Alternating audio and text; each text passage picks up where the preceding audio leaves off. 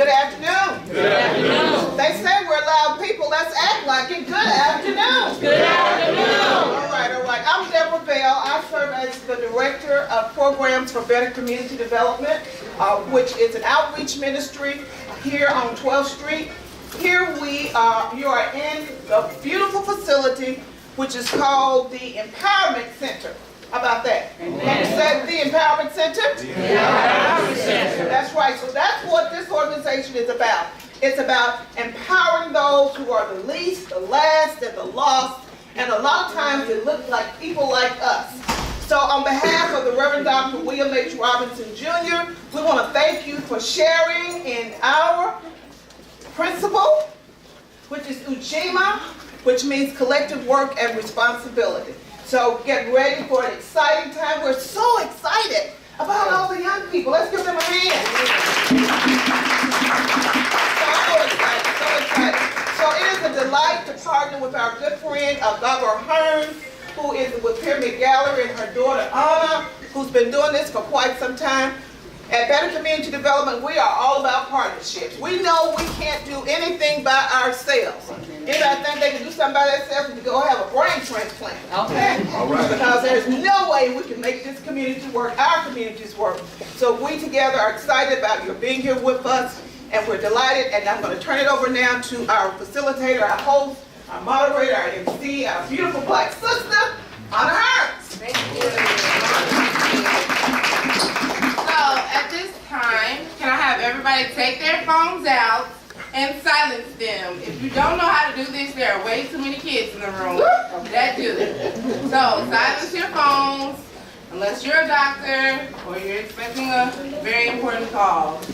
Vibrates is your best friend. Okay?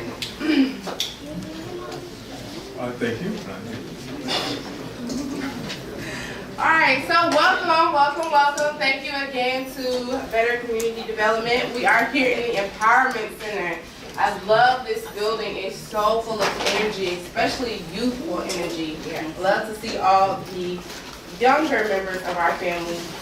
So before I launch into the ceremony, I'm going to give a very, very brief overview of what Kwanzaa is and explain some of the symbols up here on our table, and then we will start our Kwanzaa ceremony.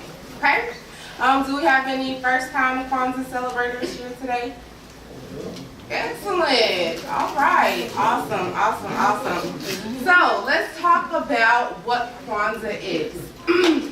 So Kwanzaa was created in 1966 by a Cal State professor, Dr. Maulana Ron Karenga. Dr. Karenga wanted to create a holiday that was designed to bring the community together. In 1966, a very tumultuous time in American history, especially African American history. So Kwanzaa is celebrated December 26th through January 1st. And 7 days, we have 7 principles, a principle celebrated each day.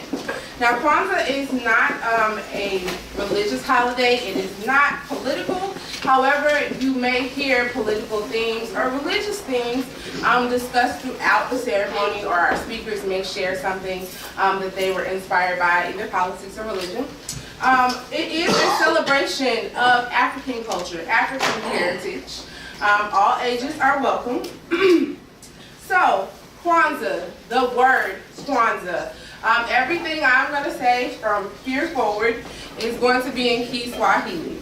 Not everything, just the symbols. I do not speak fluent Kiswahili. Okay, so the word Kwanzaa is part of a larger phrase, Matunda ya Kwanzaa, which means first fruits of the harvest.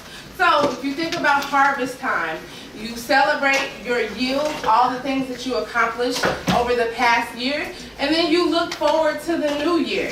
And so that really is what Kwanzaa is designed to do. We're going to talk about a principle today, which is Ujima, collective work and responsibility. And we'll talk about more and more things over the next couple of days that are designed to bring the community together. So let's talk about our setup, and then we will start the ceremony. Like this is just physics, it's science. You cannot have a strong house unless you have a strong foundation. Even this building is sitting on a very, very strong foundation, okay? So the foundation of our Kwanzaa table is the mat, the Mkeka, M-K-E-K-A, and it hosts our entire Kwanzaa setup.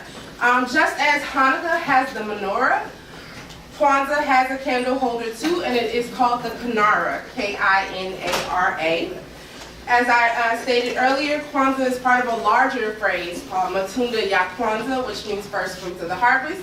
So we do have some fruits and vegetables featured up here that are called the Mazao, M-A-Z-A-O. And then our ears of corn. So Kwanzaa is really about family, really about community, and we like to represent each member of our household in the Kwanzaa setup and get them involved throughout the ceremony. So the ears of corn represent the number of children in our household, in our community today. So we don't have like 40 ears of corn sitting on the table. However, we have kernels on the corn, and the kernels will represent the number of children in our families today. Okay? Then the very last thing is the Kikombe Cha Umoja. We celebrated Umoja, which means unity, on the first day. So the Kikombe Cha Umoja is the unity cup, which we will use later on in our Kwanzaa ceremony. So as I stated earlier, Dr. Karinga, the founder of Kwanzaa, really wanted to take the commercialism out of it that he saw Christmas had become. People scrambling to go shopping, road rage, no. So Kwanzaa does have gifts. They are called the Zawadi, Z-A-W-A-D-I. But the difference between Christmas gifts and Kwanzaa gifts are that they are supposed to be of yourself. So if you bake well, if you write music, if you sing, record that. But it is something that's supposed to be of yourself, handmade, or some knowledge. This year we are going to be giving knowledge to a local organization, so we will have community Zawadi. Does anybody have any questions? The candles. The candles, thank you, thank you. So, 7 principles of Kwanzaa are represented right here with the 7 candles. We call the 7 principles of Kwanzaa Nguzo Saba, N-G-U-Z-O, Saba 7, S-A-B-A, and they are represented by these candles, the Mashuma Saba. Well, I guess it is very important to bring in these colors. You see these colors, red, black, and green. Red for the blood that was shed, black for the people, and green for the motherland. All right? I have on my green today. All right. So, let's get started with our Kwanzaa ceremony. However, it is respectful to recognize our eldest member in the room, the wisest person who has been here, who has seen some things, done some things, known some things. I would definitely like to ask, may we begin our Kwanzaa ceremony? We have several confirmations of being able to begin. Thank you so much. So, today's Kwanzaa principle is Ujima, collective work and responsibility. When you came in the room today, someone may have asked you the question, Habari Gani. Habari Gani in Kiswahili means, what's the news? What's up? What are we celebrating today? So I'm going to ask you Habari Gani, and you're going to give me the principle today. Everybody is aware of the principle today? Ujima. Ujima. Ujima. Ujima. Let's practice all together. Ujima. Ujima. All right. Let's do this. Habari Gani. Ujima. Habari Gani. Ujima. So, Dr. Kringer writes, Ujima, collective work and responsibility to build and maintain our community together and make our sisters and brothers' problems our problems and to solve them together. I also want to read this. I found it very, very insightful. So the third principle of Kwanzaa is a commitment to active and informed togetherness on matters of common interest. It is also recognition and respect of the fact that without collective work and struggle, progress is impossible and liberation unthinkable. Can I get everyone to stand, please?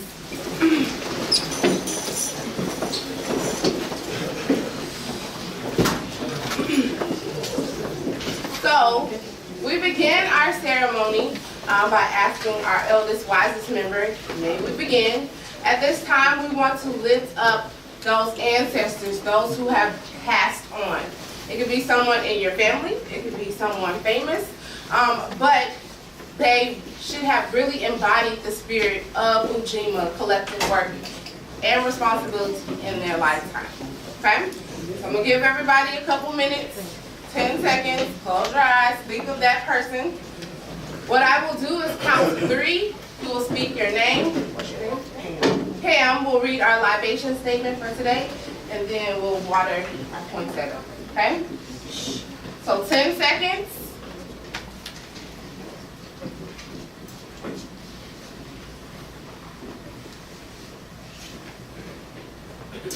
I would personally like to lift up my grandfather, Hugh P. Watson.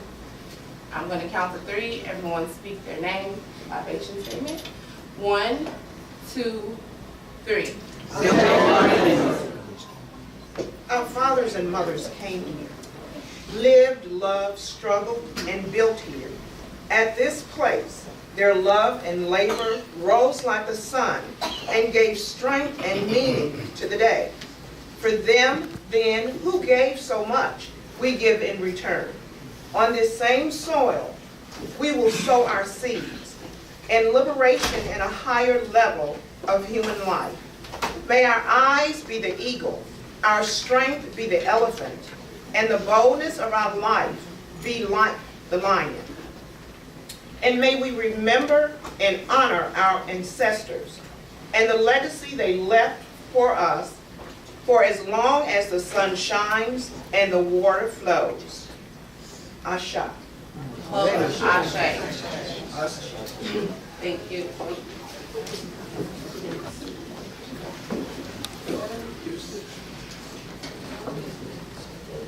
You may be seated. Thank you.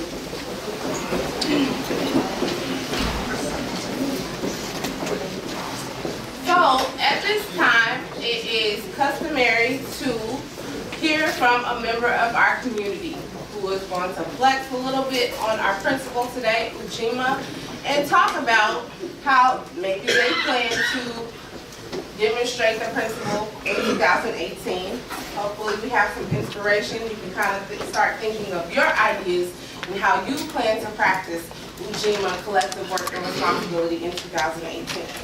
Today, our community member who is going to speak on our principle is Mr. Frank Scott Jr. He is a banker. I'm going to read this and I'm going to try, so you might have to follow up, okay? All right, so Mr. Scott Jr. is a native of Southwest Little Rock, is a vice president with First Security Bank, focused on Habari Ghani. yes. Habari Ghani. Put your hands together for Mr. Frank Scott.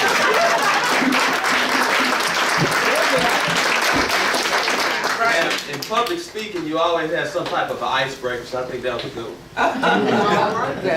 My name is Frank Scott Jr. I'm born and raised in Southwest Little Rock and still reside there, and it's truly an honor and a pleasure to be before you for Kwanzaa. Ujima, collective work and responsibility, is a very fitting time for this particular day, as we just passed the last 2 days of unity and self-determination. And as before you can even get to a collective work and responsibility, you got to have some type of unity and self-determination. So one of the things I really want to focus on as we look at collective work and responsibility are a few different things.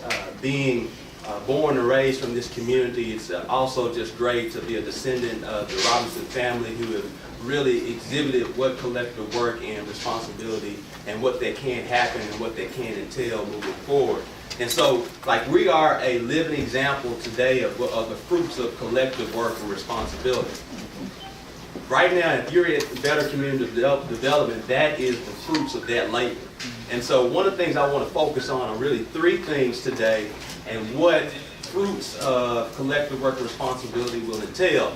That's political engagement, that's economic empowerment and engagement, as well as health engagement. So I also, as I stand here today, I also want to kind of highlight other people who are living these truths today. And I cannot remember her married name, but I do know she is a Wesley. And so I'll just say Mrs. Wesley, who is the owner of Wow Fitness. So I will put her in the box of health engagement. And I'll put Mrs. Bell, I'll put her in the box of economic empowerment and engagement from that well, I'll put her in the box of more political engagement. And then I'll put Mrs. Hearn in the part of economic engagement and empowerment. And really gets to that point on how they've truly shown the exhibiting these three courageous women who have been involved in collective work and responsibility, and how they get involved. Before we can even get to collective work and responsibility, we have to be responsible for ourselves. So can the children and the youth and the young adults and adults, can we all say, let's all be responsible for ourselves? Let's all be responsible for ourselves. Because if we're not responsible for ourselves, we can't be responsible for the village, we can't be responsible for the community, we can't be responsible for anyone else. And one of the main things about being responsible for ourselves, many times we as a black people don't focus a lot about this particular thing, and that's emotional health. Many times we're afraid to go see a counselor, we're afraid to talk about our deepest, darkest secrets, we're afraid to even pray to God so many different times. And many times because we're not taking care of ourselves, we're eating into ourselves, and when we begin to eat into ourselves, we are no longer a self. And so when you're no longer a self, you can't do anything for yourself, you can't do anything for anybody else. And so we have to understand, by being responsible for ourselves, we have to focus on being a whole person. A whole person is, no matter how many zeros are in his or her account, they're going to always have joy, peace, and happiness because they love themselves and they're content with whatever God has blessed them with. And granted, we all are ambitious and want to have more and more, but when you are a whole person, you're fine with just what you have and what you've been blessed with, and you can care less about what anybody else has or what they have. And so we have to be responsible for ourselves, and to even get to responsible for ourselves and we focus on the whole self, we have to start figuring out how we prepare for the day. Each day we are responsible. The good Lord blesses us with breath of life is to do something for ourselves and do something for our community, but we first have to get started. So if you want to be an entrepreneur, we can talk about all of 2017, how I wanted to be an entrepreneur.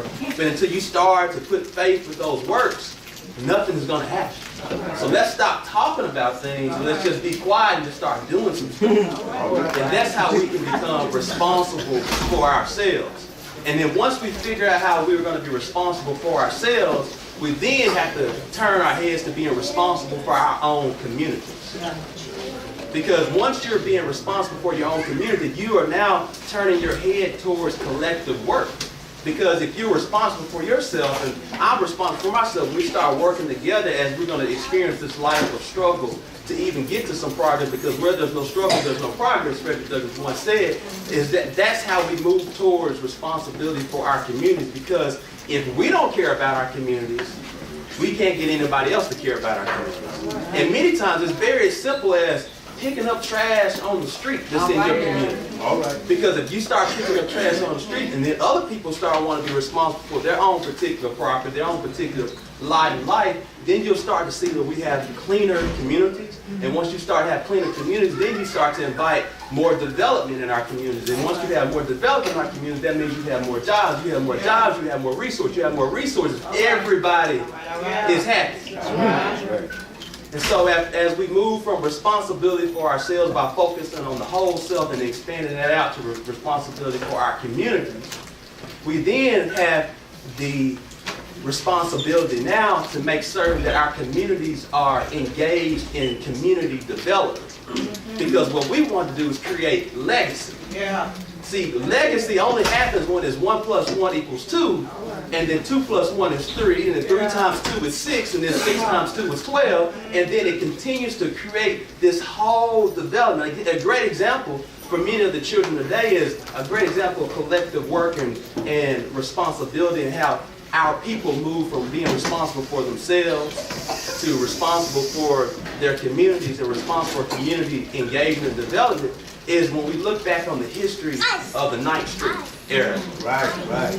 Our people were responsible for themselves, they were responsible for their communities, and they were actively engaged in how they created development and economic empowerment, economic development, economic engagement for their entire community. And so that's something that while we're now spread out, we have to start looking to ourselves. How do we get back together as a people?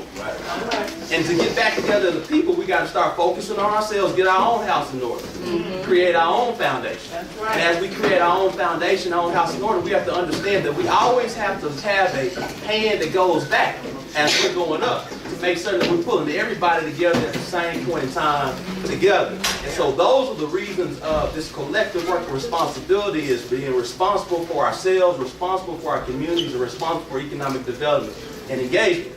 So now I talked to you earlier about 3 courageous women.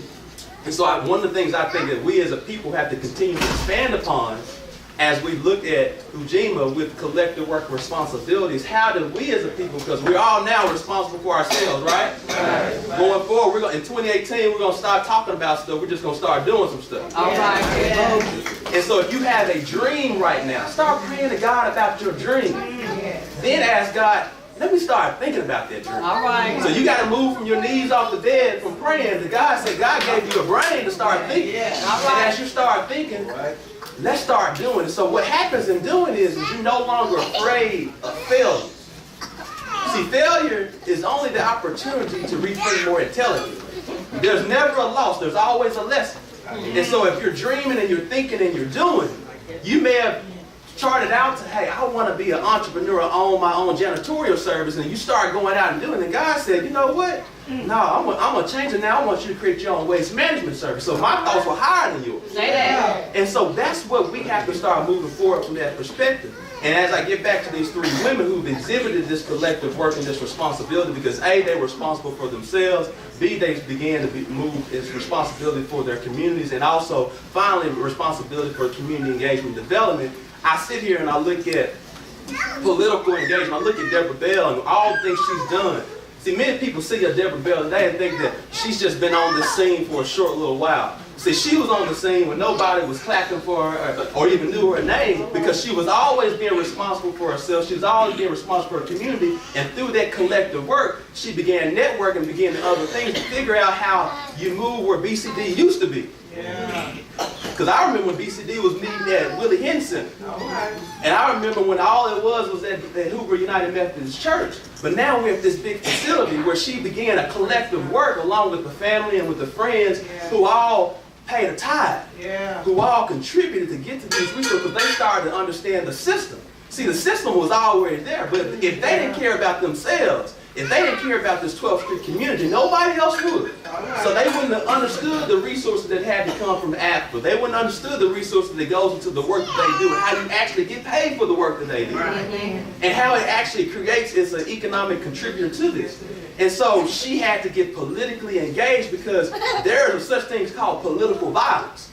Because if you're not involved in political engagement, violence will happen against you. And it will not only happen against you, it will happen against your village. And so we have to wake up every day and figure out how we're going to protect our village and advance our village. All right. And so that's Ms. Deborah Bell and how she's used that work in collective work responsibility, along with the brothers and sisters that are part of this Better Community Development, which first started out as Better Black Community Developers. And if you got to always understand your history as well. You got to always understand your history to make certain that you know what your present is and what your future is going to be. And then secondly, after we move from political engagement, we then, I think something that we don't focus on a lot, particularly as a black people, is our health engagement. Say that. All right. I mean, we are the most contributors when it comes to heart disease, stroke, high blood pressure, what we call sugar, all these different things. Yes, sir. Yes, sir. Yes, sir. Because we love to eat, I do. Yes, sir. But we don't always focus on not only what we eat, but how we eat it, and also physical activity. And so I applaud Mrs. Wesley, what she's been doing as a black woman entrepreneur in Southwest Little Rock, investing in a community that needs sorely more and more investment. But what she's doing is focus on this health engagement for her people. Yeah, it's great, she's making some money, but guess what? She's also changing lives. And she's helping the overall community by making certain that we curb obesity, that we curb diabetes, that we curb stroke, all these different things, because we're now focusing on our health. Because guess what? We all got an appointed time, but nobody is trying to check out early as we are. But if we're going to start, if we continue to overindulge and we don't focus on physical activity and exercise, then eventually we will get an early checkout. And if we don't get an early checkout, we're going to have a long suffering. Yes, sir. which none of us wants. And the only way that you can even be economically productive, you got to be healthily productive as well.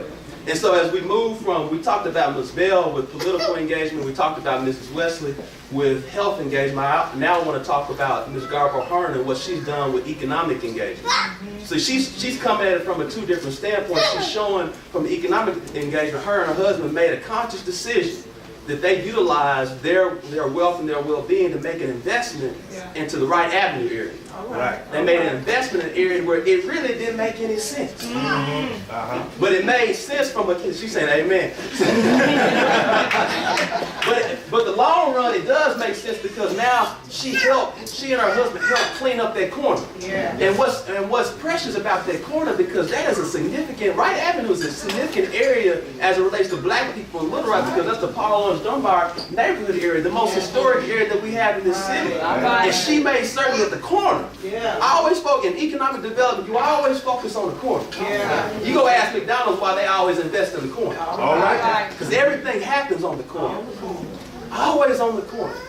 And so we applaud what she's done, not only from an economic development, creating real estate there, not only with the art gallery as well as the medical center, but also she is focusing now on arts. Arts is an economic development. It's a different kind. You got to be super rich to even understand arts and how it makes sense. I'm trying to get where she's going, but I'm not there yet. But she's making certain that we as a people understand and appreciate art, and not only understand and appreciate this art, but also understand the economic value to that art. And so as we grow higher and higher in places, then we act like we understand certain things, and so she's exposing us to those things. And as I move on today, I just want to continue to focus on, as we focus on collective work and responsibility with Ujima, it always starts with being responsible for ourselves. Transitioning our head to being responsible for our communities. And then finally making certain that as we're being responsible for ourselves and our community, that we're responsible for community engagement and development. And I thank you for today.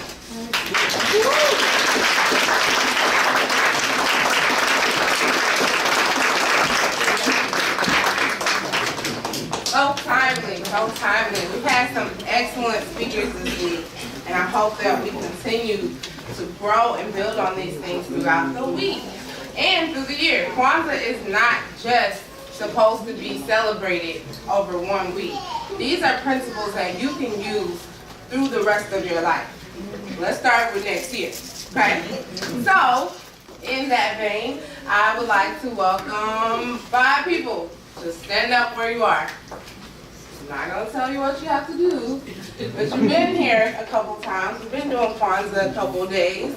I need 5 volunteers. Thank you.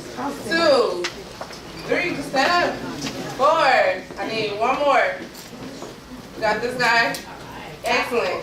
1, 2, 3, 4, 5. Awesome. So we'll start over here and go this way. But, you know, this is a family. We have heard excellent words from Mr. Scott, letting us know how you can embody and practice Ujima collective work and responsibility in your life. So we'd like to hear more from our community. Let us know your name, please, and how you plan to embody, demonstrate, practice Ujima in the next year, or even today. Start today. Okay.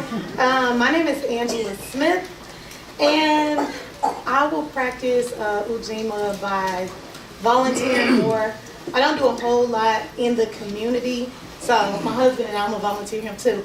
We're both going to volunteer more, see how we can impact our youth, as well as just our people as a whole.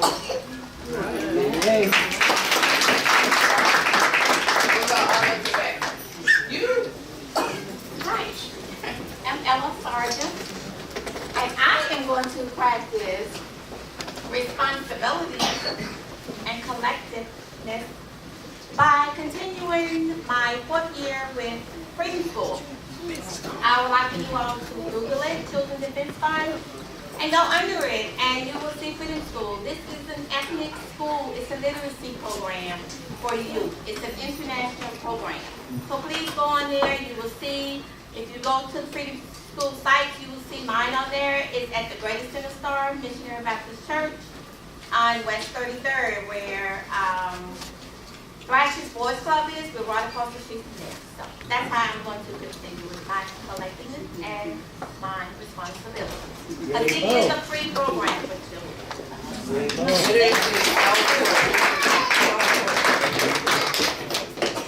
My name is Cherie Coleman. I am going to practice my Ujima by taking better care of myself. I'm going to start, just take better care of my mind and my body in order for me to be able to, be responsible for other people and to be collaborate or, work with other people. I really need to take care of myself. So I'm going to practice.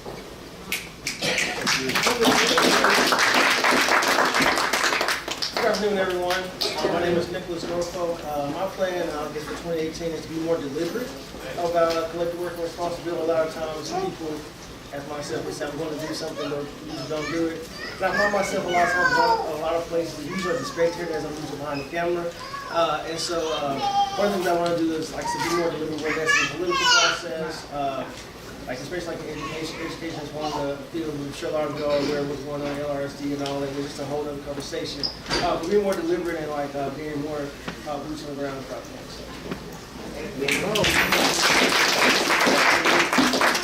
Hello, family. My name is Kwanzaa Brasfield, and I'm so glad you asked because the Harambe Market is the site of tomorrow's Kwanzaa, and it was broken into yesterday.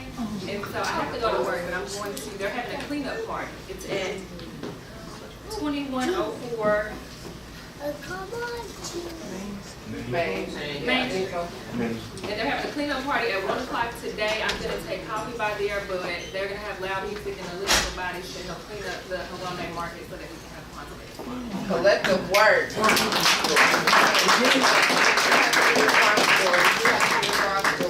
I really like, it's Cherie, what she had to say about taking care of yourself.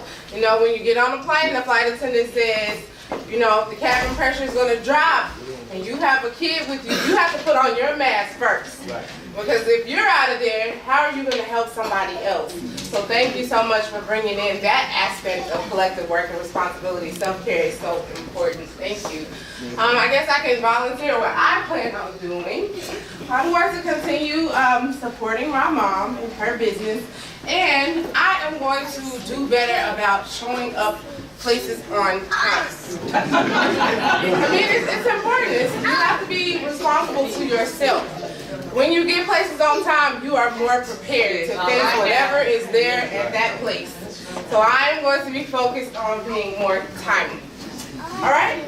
So thank you so much for our contributions, Mr. Scott. That was excellent. And thank you so much for our family volunteers. At this time, we also like to welcome a form of cultural expression. Today, I am so pleased to welcome Ms. Renaya Chisholm and Ms. Camila Harris. I'm going to talk about Camila first, and then we'll switch to Renaya, okay? So, Ms. Camila Harris is the Executive Director of WOW Fitness, a full-service fitness facility off of South University. It is Black-owned and operated. They have boot camps, personal training, Zumba, hip-hop fitness, and more. Ms. Renaya, who will be performing today, is an instructor at WOW Fitness. She teaches a hip-hop and Afro beats class on Saturdays, a free workout for kids. We have to get our kids moving. So very important. So, Ms. Harris at WOW Fitness, she provides a fitness class for Empowerment Center here in this very spot every Friday at 1:30. Our performer today, Ms. Renaya Chisholm, is a junior at Parkview High School. Put your hands together for Renaya Chisholm.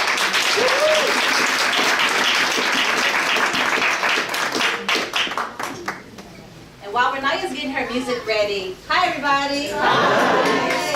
I'm so happy to be here, and like she said, we do fitness here at the Empowerment Center every Friday, 1:30 p.m. is free.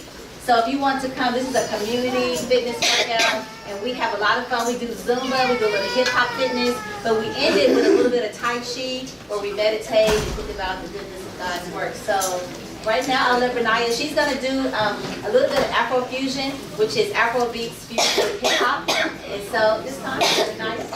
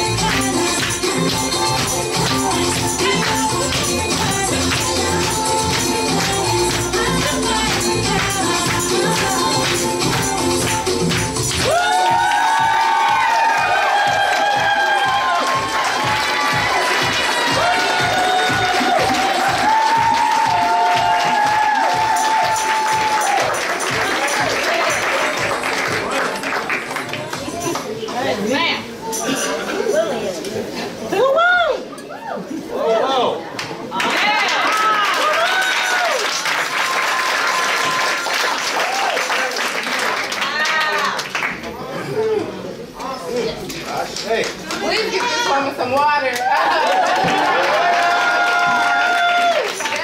thank you so much, Renaya. We have something special. Speechless. I'm speechless. I am so moved by that young lady. My God, so much that. Camila, come quick. Actually, as Frank Scott was sharing about Miss Wesley, this is Miss Wesley. So that's her maiden name, it's Harris now. So I want to make sure that we know who she is and what she does for children. It makes no sense for us not to use what we have. All right. So today, your collective responsibility should be at least to utilize this lady in the work she does with our children and our families. Amen. So if you can do nothing else in 2018 as a result of this event, you should at least allow her to work with you, with your children and your community. So again, I want to definitely recognize her for all she's done.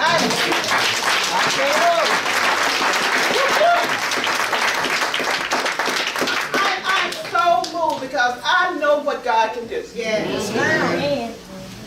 All I did was send an email last week and ask if this could happen.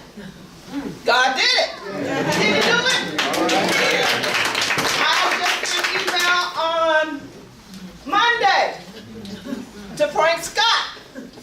And you would have thought he had been notified months ago. Collective work and responsibility.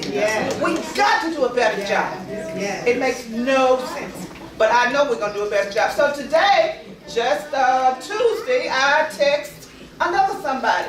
Because I'm talking about collective work and responsibility. See, when you do something to help somebody, they'll do something to help you.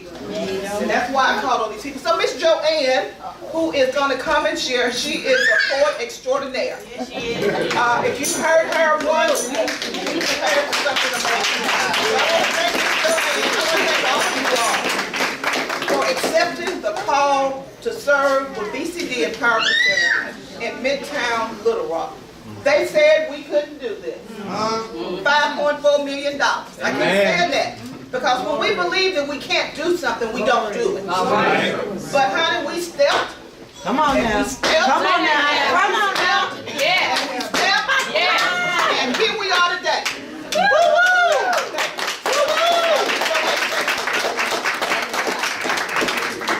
Just about my third time coming up here doing some poems, so I'm learning. So, Abari Ghani. Ujima. All right, Miss Joanne, you got it. I love this principle, collective work and responsibility. The action behind it, I love it also. It's called helping others within the community. And Speak up. Oh, okay, well let me stand out here. I said I love this principle, collective work and responsibility. Action is helping people within the community, because within the last 2 months I have realized really what Ujima means.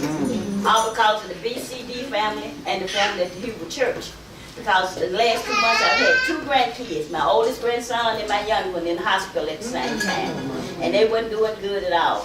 But all I got was phone calls, text messages, balloons, greeting cards, everything, prayer, all concerned for them. Just like a community. Now they stepped all the way outside of their community, all the way to Sweet Home, Arkansas. That's where my community is, down in Sweet Home. So they let me know community really is in your heart. That's why I'm community. Come on now. Come on I was now. going to read a poem. I've been so upset I couldn't write no poem. I talked to God, I said, God, if you need to come up with something, I can't think about no poem right now. I was trying to, and I went back in some of my old composition book. I told my cousin, I said, well, I found that poem from 2015. Maybe they won't remember now. So, but as I was sitting at the table this morning, and something came to me, and I just said, well, after you do so many poems about this, you can't really come up with nothing new to say, because the principles remain the same anyway. They don't change. So, and I had intended to bring that poem as God would have it. I left it laying on the table. So, I came up with this right here. First of all, wait a minute. What about Kwanzaa is there left for me to say that you haven't already heard anyway? These principles always remain the same, which is good, because in life they cause us to gain. They're about me stepping forward to help you, because when I do that, it helps me too. We have to be faithful to our communities, giving each other chances and opportunities, extending our hands in every direction, offering love, peace, and protection. These same principles our parents taught us, as in Kwanzaa, practicing them is a must. So, as I stand here, I thank God for Kwanzaa. Practicing these principles, I have always done them. And with the hope and humility of understanding them, I'm privileged to take part once again. Celebrating these principles with a little funza in the motivation and practice of principles of Kwanzaa.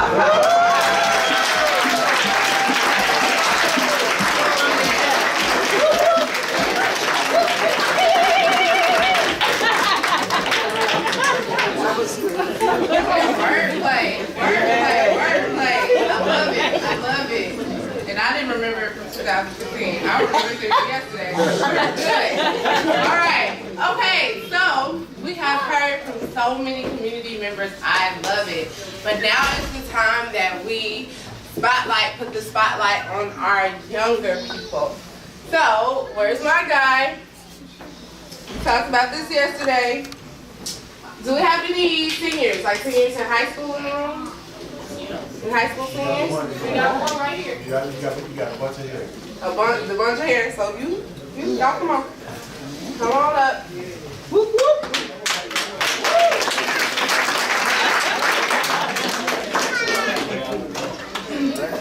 So, we started our ceremony by asking our eldest, wisest member, can we begin? And we lifted up our ancestors, thanking them for their sacrifices. Now we want to light the candles and literally pass the torch on to our youngest members of our community.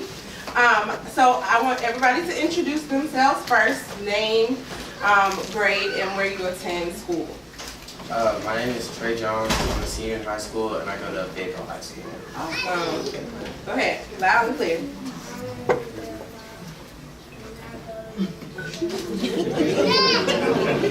So this is Jeremiah. He attends Booker T. Washington. And what grade are you in? First grade. All right, Jeremiah. My name is Bill Milton. I'm a senior at Central High School. So I'm going to let the older kids, you know how to use this, right? All right. So in the spirit, you're gonna light our last candle. In the spirit of Umoja, which we celebrated on December 26th, we're lighting the middle black candle.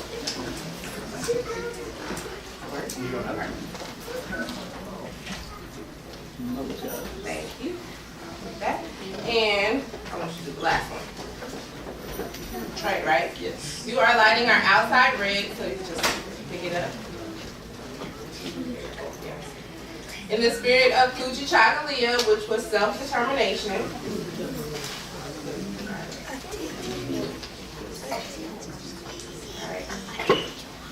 And today, Jeremiah is going to light our outside green candle in the spirit of Ujima, collective work and responsibility. Excellent, thank you.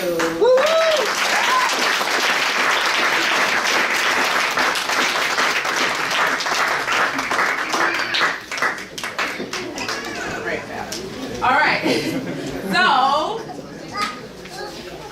just as a reminder, we are collecting new and gently used books to donate to the Brandon House Cultural and Performing Arts Center. We have a representative from Brandon House. Yes, please. Oh, I didn't even know. It's already been participating in our ceremony. So please tell us about Brandon House. Well, I could not say this without this young lady. I call her my sister and partner in crime, Miss Deborah Bell. It is a wonderful partnership. I am Pam Bax, the Executive Director of Brandon House Cultural and Performing Arts Center, where we are exposing our youth to the arts.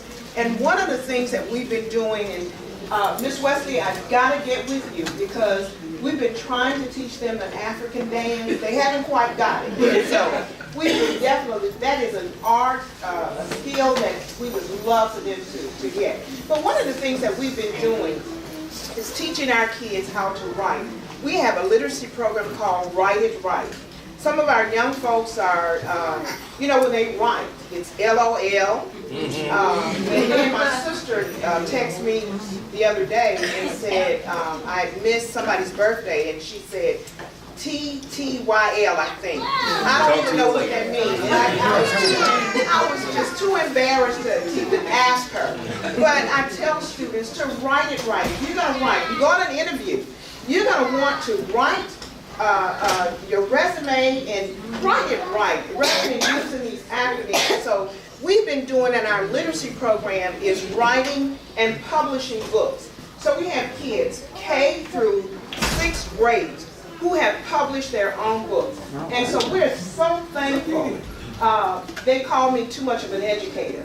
But it's nothing wrong with literacy. Right. Because if you can't read, that's right, you're in trouble. Yes. Right. And so we're appreciative to Better Community Development for receiving these books. I will come by and get them. And in addition to our ma'am. Okay. Yes, ma'am. Yes, ma'am. I will be here. Just got back from Chicago. Deborah called me. I was on my way back from Chicago. Deborah said, can you come and be a recipient? I said, yes, ma'am. We're on our way back from Chicago. Cold weather. So thank you so much.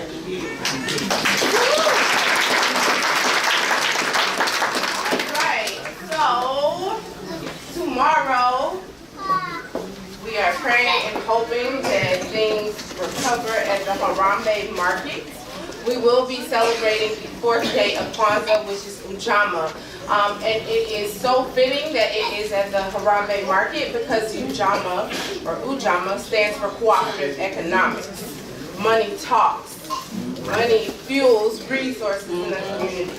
So it's a very, very important day of Kwanzaa, and we hope that you will join us with 4 people because it's the 4th day of Kwanzaa, like 4 more people that are not here today. Because it is the 4th day of Kwanzaa. At this time, I would like to invite anyone, if you have the briefest announcement to share with our community at this time, you may do so. May I share a quick poem? Sure, please. Thank you. Introduce yourself. My name is Moti, and I am visiting here by way of Wheatley, Brinkley, Arkansas, and Chicago, Illinois. All right. And so my mom and my dad, and my great-grandparents, everybody's from here in Arkansas, and I'm 15 of 16 children, and I was blessed to be able to go away to college in California, where I attended Cal State Long Beach. Cal State University Long Beach is where Dr. Maulana Karenga is now the chairman of the African Studies Department, but at that time he was my classroom teacher. And so I was blessed to have his influence at an early time in my life, and what he taught us about Kwanzaa was that it was our responsibility to take it out into the world and have it manifest in the way that it needed to be so that it would continue into the future. So I am so grateful to see so many young people here today, because I know that their awareness is what will allow us to take it on into the future. And so after having worked in Chicago with young people as a community organizer on the South Side, in the same community where President Obama worked, in Roseland community where I grew up, and bought a house where his church, my church, is the church on the corner of my block. You know, and being blessed in that way gives you a sense of responsibility about your community. And so I wrote this poem sometime during that 25-year period, just as being inspired by young people and the way they see things. And so when the sister mentioned, you know, TTYL and all those kind of things, I call it where Ebonics met tech, because actually it's an expression that we've used all along, but now it has a legitimacy and a more functional aspect because of technology and the quick way that we do things. But it has a purpose, and it's genuine communication that allows young people to communicate with one another and communicate with us. So this piece, quickly, I'm sorry, is called "Somebody Stole Our Blues." Somebody stole our blues. They thought it was a meaningless rhythm for their enjoyment, entertainment, and intoxication. Somebody commercialized the soul out of the rhythm. They misinterpreted the beat. You see, the blues is a love story of struggle and triumph. It's our legacy of being lost and found. It's that constant moaning, mourning, celebratory sound. Yeah, it's like those hip-hop bass lines, the rhymes, the fussing, cussing, signifying sexy morality, protesting, praying, fighting, crying, dying. You know you lying sound. Yeah, somebody stole our blues, but it reminds me of what the elders used to say. They might get by, but they won't get away. We look with grimace on the young folks of today, but it's truly amazing that this style allows us to live and fight another day. You see the freak the police slanging, rapping and banging are mirrors of the pig, of the off the pigs, bootlegging, freedom chants, black power fist, power to the people protest. Yeah, somebody stole our blues, and it wasn't just those hippies, yippies, yuppies, or those bourgeois buppies. It's our own roughneck, teenage techs, video vixens, ghetto beat boys, those graffiti artists, praise dancing, econ, ex-con, bling bling, corporate moguls, frat boys and college girls, hip-hop hoochies and Daisy Dukes and NBA wannabes who constantly shoot hoops. Nobody stole our blues. We still the blues people. It was a surprise to me to recognize this still existed. We just have to guide them and remind them so they don't get it twisted.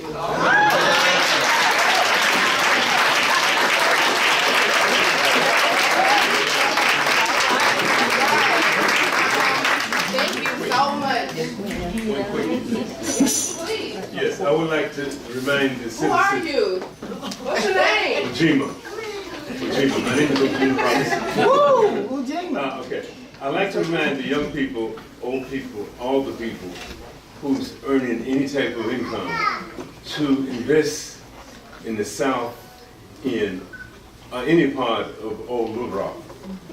Reclaim it. You can get it real cheap. I would advise the people to please take your nickels and dimes and put it into real estate. But tomorrow it will be big. Right now they're running people away because there's no services in life. So come back to your roots, invest if you can. Thank you.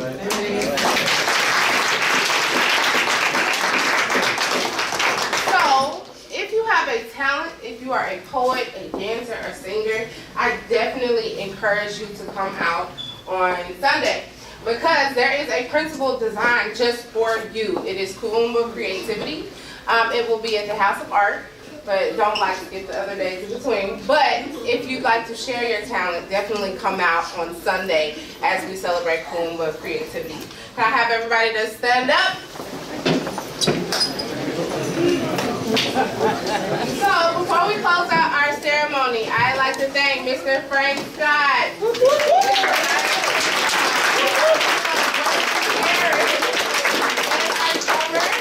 Ujima Robinson, and the Better Community Development Empower Center for hosting us today. And thank you for our poets. Excellent. I always love to hear Thank you. And Ms. Pam, thank you for participating and telling us about Brandon House Cultural and Performing Arts Center. So, once again, Can I say one thing? Yeah, go ahead. And let's thank Pyramid Gallery for bringing us all together.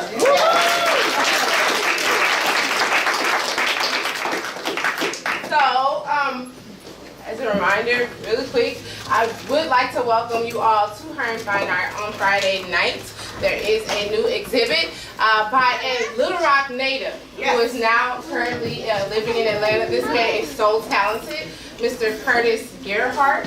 His new exhibit, Almost Famous, awesome work. Come out, meet him on Friday night. It'll be a really good time. So come out, 1001 Wright Avenue. One more thing. His mother is here. Wave your hand. Curtis's mother's here. Yes, so the reception is 5-8. Come out and get some good water and see some awesome art, okay? All right, so one last reminder, tomorrow we will be at the Harambe Market. That is 2104 North Main Street in North Little Rock.